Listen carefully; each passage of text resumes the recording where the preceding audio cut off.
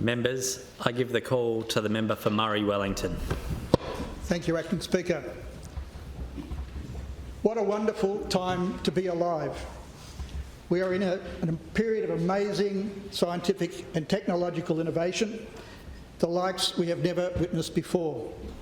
It's providing a time of unprecedented opportunity, but also for many, it's a time of great uncertainty. And sadly for others, it's a time of great inequality. Our challenge in this House is what will we do with this time? Acting Speaker, I'm so grateful to be here, able to stand here today to deliver my inaugural speech to the 42nd Parliament of Western Australia.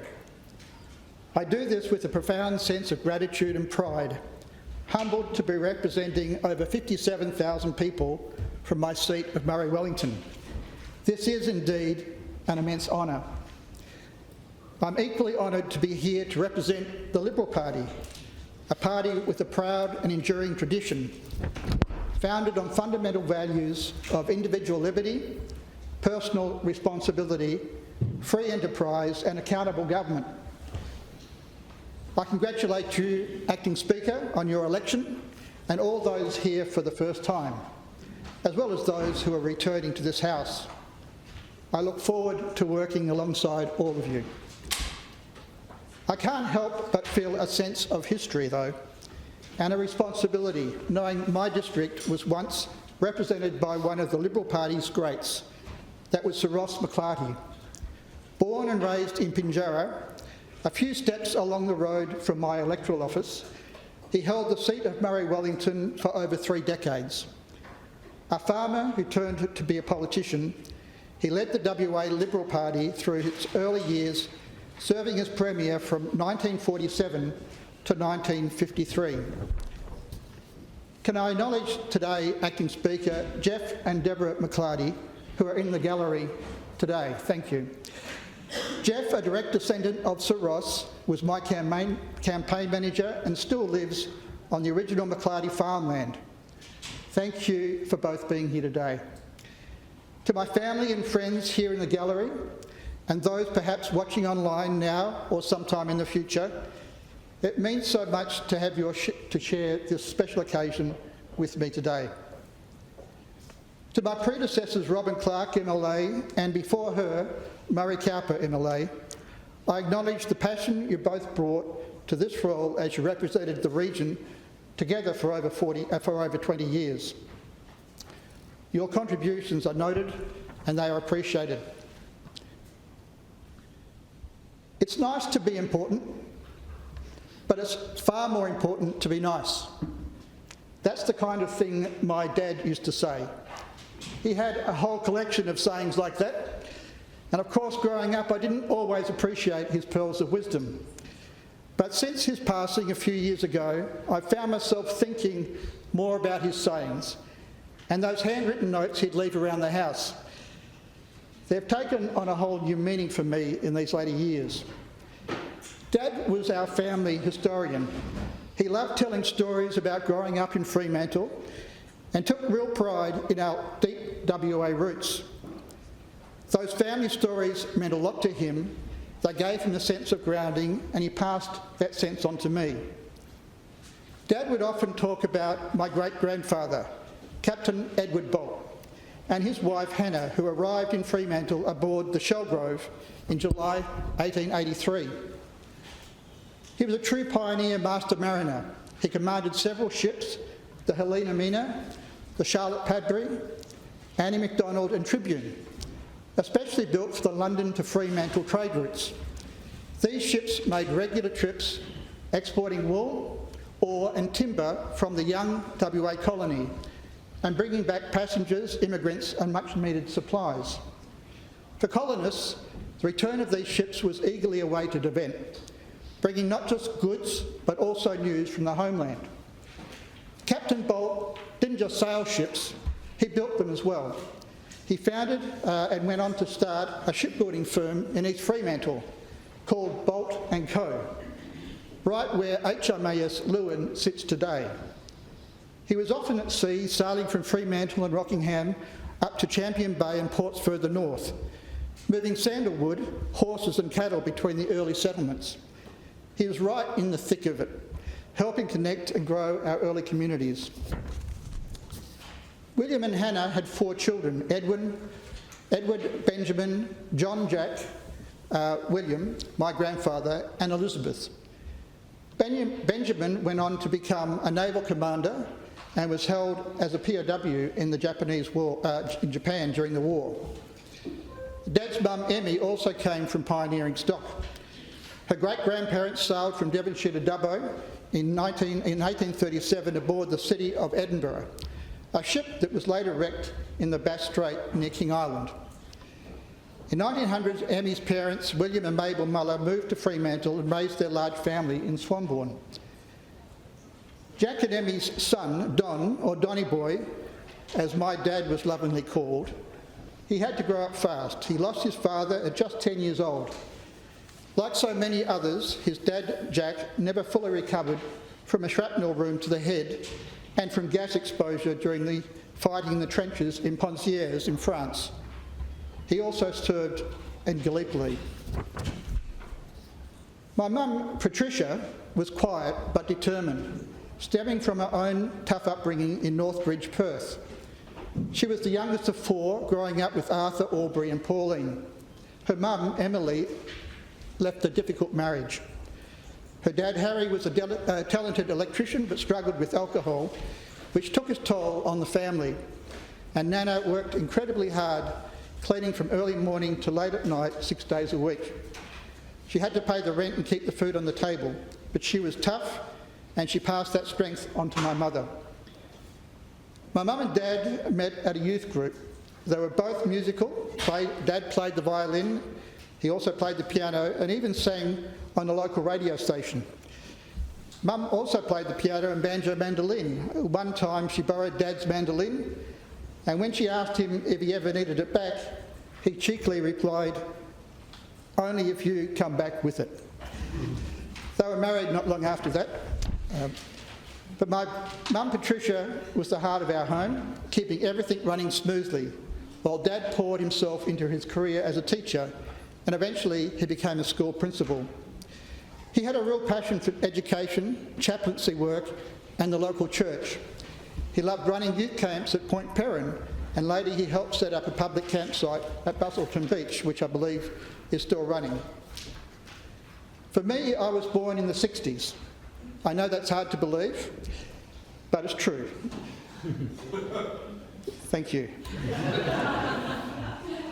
Back then, there were no prenatal ultrasounds, and what you were getting was a surprise. After having 2 boys, Mum was desperate for a girl. So desperate. So when the midwife said, "Congratulations, Patricia, it's a beautiful baby boy," Mum shot back, "All that hard work for another boy." Even the cards from her friends read more like condolences than congratulations. But she loved me just the same, I know that, even if she did dress me in pink and yellow for the first few years of my life. As the youngest of 3, I'd often hear my brothers say, Stephen and Andrew, they'd be grumbling the rules had gone soft by the time I came along.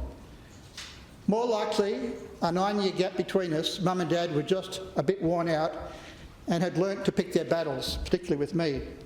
But I'd like to think they'd simply figured out there was no need to mess with perfection. Growing up, Dad and I didn't really have that playful bond I saw some other kids share with their fathers. We didn't kick the footy around much or just muck about. Life for Dad was a bit more serious than all of that. But I always knew he loved us deeply and he was always proud of us. I think losing his own dad so young meant he never really had a model for that kind of easy father-son fun stuff. But with Dad as a school principal and the one in charge of discipline, we knew if ever he brought the cane home, we were in serious trouble. Mum, on the other hand, preferred the wooden spoon, and later found that just by threatening to use the power cord, that did the trick for us. Despite mentioning all that, I have to say our home was a haven. I can count on one hand the number of times I heard Mum and Dad raise their voices. If they ever argued, it was never in front of us kids. and I'm forever grateful for their gift of a calm and loving home. Another one of Dad's favourite sayings was, if you can't find anything nice to say about someone, you're not looking hard enough. It was a classic Dad, always looking to see the best in other people. My only real regret is that Mum and Dad aren't here to share this special moment with me today, but I carry their love with me. It's my touchstone, and their sense of fairness I'll always endeavour to bring into this role. I also know that they'd be incredibly proud if they were here today. Acting Speaker, I've been incredibly lucky in my life with more opportunities than I could ever imagine. I went to Cyril Jackson High School in good old Bassendean. Yes, go the Swan Districts. I spent a gap year in the US on a Rotary exchange, living with 5 host families in a small Midwestern town called Grand Island, Nebraska. If you think American graffiti, hot rods, cruising the strip, burgers on roadside diners, basketball and gridiron, that was about it. Through that time, I visited 21 states, much of it via Greyhound bus. That experience opened my eyes to both the promise of America and the really and deep social divisions, especially in the south of the country. As a kid, I wanted to be an animator. I'd spend hours drawing cartoons and filming them with a Super 8 camera. While on exchange, I was even offered an art scholarship, but eventually chose the safer path and studied engineering. At university in the 80s, I learnt to code using punch cards on a DEC PDP-11 mainframe, some of you may remember. And remember the days when you got one card out of order and the whole program failed and you'd have to come back the next day. But I was lucky enough in those days, studying during the dawn of the microprocessor.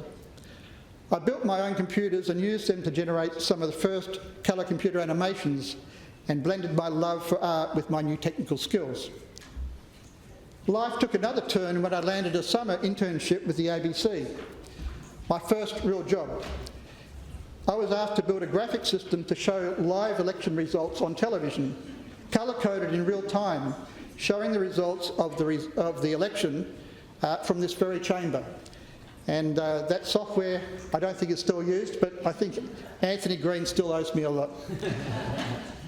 I graduated, then joined IBM in Sydney as an engineer, and my first task was managing the original IBM PC. Some of you may recall that machine. No one at the company really knew what it could do. They were a mainframe company, or how to market it. So my boss said to me, he said, just find out what this thing does, will you? And so I did, and we ran Australia's first PC trade show. And that kicked off a long and successful career working across Asia, Europe and the USA, working closely with many of the pioneers in the technical industry. It was really a golden age. We even had a computer manufacturing plant in Wangaratta, Victoria, building products for local and international markets. But sadly, like the car industry, those jobs all moved offshore. My career took me onto Intel, the computer chip company, and I ran Australia's division for 7 years, followed by a board role at one of the largest local technology firms in Australia. And eventually, with a young family, I stepped back from the corporate world and started a small software company back in WA. That shift opened the door to nearly a decade working in local government with the Shire of Murray, including 7 years as president. And I want to thank the CEO, Dean Unsworth, who is here today, and my fellow councillors for their fabulous support during those years. I chaired a Rivers Regional Council, helping establish Australia's first 40 megawatt waste energy plant in Kwinana, which is up and running now, and much of the credit goes to John McNally, the CEO, for that.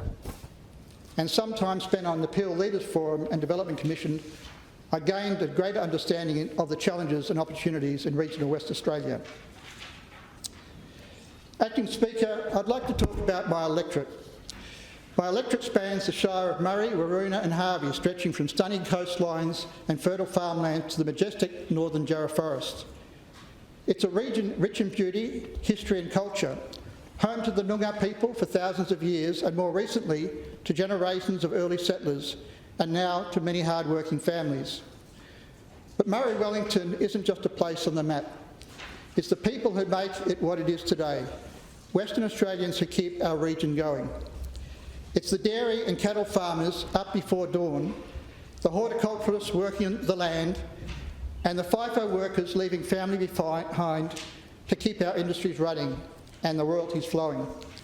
It's the nurse with too many patients, the teacher doing the best with limited support and challenging students, and it's the police officer who's stretched so thin. It's also the local volunteer fixing up the sports club, the cafe worker juggling 2 jobs, and the small business owner putting in 7 days a week, hoping to make a return in the future. And it's the young person without reliable transport, or worse, without a safe place to sleep. And when disaster hits, it's the emergency services volunteer who shows up without hesitation.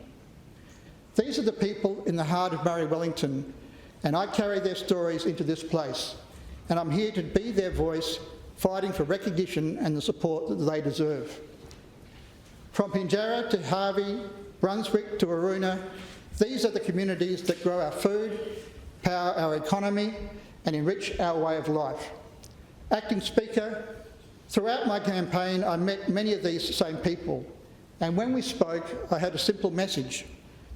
Our region deserves better, and it was a clear message that resonated with many people that I spoke with.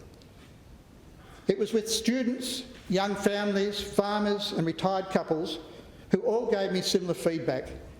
They were frustrated, whether it was with issues with rising costs, access to housing, legislation or government overreach.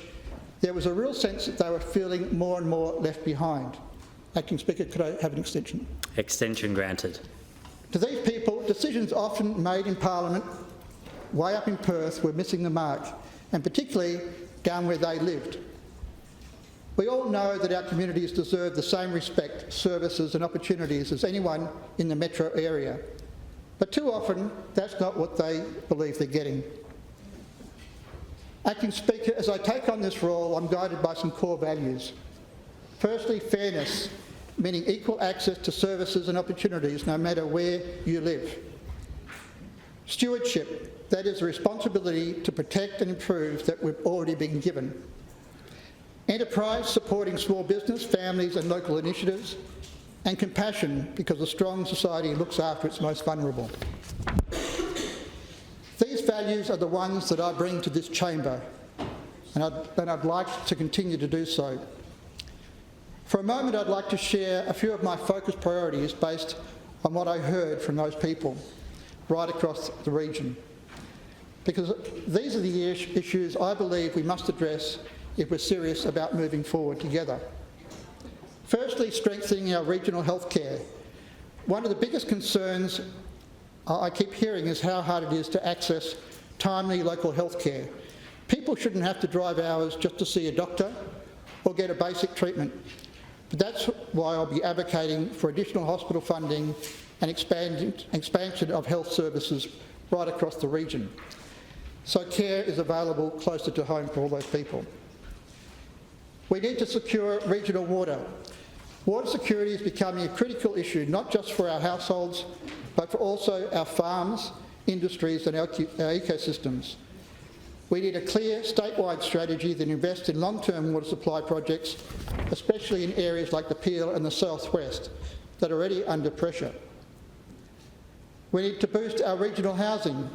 We all know that the cost of housing is pushing essential workers out of the communities that they're here to support. I call for a full review of the government regional officers' housing and push for local councils to have more say in land releases and infrastructure planning. We need to get more homes built, and we need to do that quickly. We need to empower our local industries. Right now we're exporting our resources, but not necessarily jobs. We'll be pushing for investment in regional industry zones, supporting local manufacturing hubs and encouraging bipartisan backing for WA-based manufacturing, growing strategies that also grow our towns. Acting Speaker, regional housing, regional crime is in the increase, and there's no doubt that in some areas it's damaging community confidence. While we need to be tough, I also believe many of the solutions will ultimately lie in prevention. I want to work closely with police and local organisations on strategies that focus on youth engagement, mental health and community-led safety programs. Our local clubs and sports clubs, they do a lot. They do more than just bring people together on weekends. They build stronger, more connected communities. I'll keep fighting to make sure they get the support and recognition that they deserve, whether that's funding for facilities or help with volunteers and operations. And delivering affordable and reliable energy is so critical. People in regional WA are paying more for power, often with less reliability. That really needs to change, and I'll advocate for a regional energy security plan that includes upgrades to transmission lines, supports renewable projects where they make sense, and keep gas on as the base load power generator well into the future. Our roads need to be safe and our transport infrastructure needs upgrading. Our road network is vital, but too much of it is outdated and unsafe. So I'll push for accelerated black spot funding, better freight routes and improved public and community transport links, because we know good roads and transport options save lives and grow economies. And we need to safeguard the environment and our catchments. Our forest catchments and local biodiversity are under real pressure. I want to see stronger protections in vulnerable areas, more investment in mitigation and environmental restoration, and support for local leadership in building environmental resilience. And finally, we need to plan for climate resilience. From coastal erosion to riverbanks collapse, the impacts of climate change are already hitting our communities. We need to prepare, and we'll be pushing for dedicated funding for climate adaptation and erosion management, so that we can build the infrastructure and stability we need for the long term. Speaker, these 10 areas form the basis for a practical, achievable and community-driven agenda, one that puts regional WA where it belongs, at the centre of our state's future. Because we all know that when the regions are strong, all Western Australians are stronger. Acting Speaker, I don't think good ideas just belong to one party. So I'm committed to working with everybody across the chamber if it means getting better outcomes for our community. I'll listen to the experts, work closely with local councils and key stakeholders, and stay engaged through our committee process. Finally, Acting Speaker, let me talk about a broader vision I hold for the state. It's my goal to see a WA where prosperity isn't just something the city enjoys, where kids growing up in the regions have the same chances as those in Perth, and where families can build a good life without feeling they need to move away. A state that leads the way on clean, reliable, but also affordable energy, on smart manufacturing, on reliable and sustainable farming, and one that grows in a way that includes everybody. Most of all, Acting Speaker, I want a WA that's proud, fair, and driven by the strong community spirit that we all know and love. That's the future that I will work for and work towards, grounded in values focused on real solutions and built on the belief that our best days are still to come. Speaker, getting to this place is not something any of us can achieve alone. It is only made possible through the support, dedication and hard work of many others. I stand here today not on my own efforts, but on those of a remarkable team who helped me push forward. To my campaign team, Chair Heather Gilmore, Campaign Manager Jeff McClarty, and Deputy Dave Galloway, and my Treasurer Merv Williams, thank you all. You kept me focused, helped raise the funds, and lifted my spirits on those mornings that I just felt like pulling the covers up and pulling it over my head. But Jeff, your regular calls, the car rides and your persistence kept me going. To Laurie and Christina, Jane Ann and Deb McClarty, as well as Peter Shannon and Greg Weller. From Maroona, thank you all for being there at every turn. And Greg, thank you for the trailer.